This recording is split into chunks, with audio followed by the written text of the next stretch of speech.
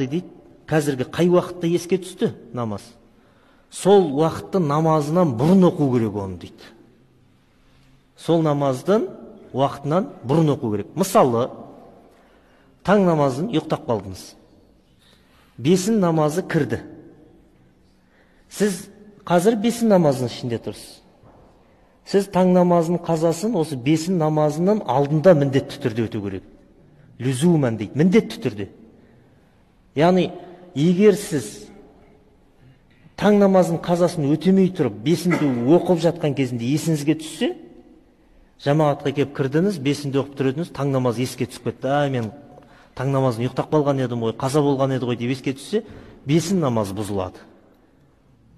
Сондықтан міндетті түрде, яғни ол адамның намазы бұзылды, ол кейіннен таң намазын қазасын өтейді, кейін сол бесінді қайтып өтейді, қайтып оқиды сол уақыттың ішінде. Ассаламу алейкум ва рахматуллахи ва баракатуху. Мына мүфтият не мүфтиге білімі бар, не мүфтиге не білімі бар имамдарға жармай қойды. Қаптаған дүмші молда халықты адастыратын. Мына ақымақты тыңдасаңыздар, артынан адасып кетесіздер. Қаза намазда қаза болды ма,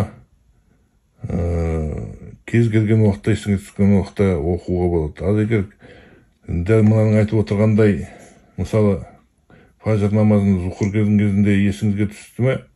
Жоқ, ең бірінші сіз зухрды оқуыңыз керек. Өйткені Алла Тағала Құранда не дейді?